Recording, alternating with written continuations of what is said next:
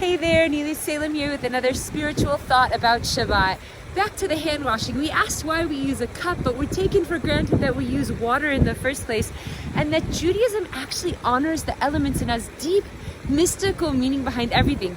So just real quick, when we wash our hands with water, one of the things that we're inviting into our lives is the humility of the element of water, because water always goes down. Water assumes the shape of that which it's in.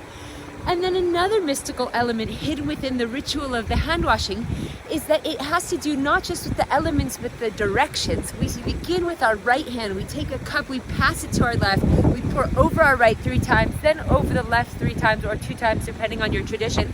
And the reason is because the right represents loving kindness, chesed.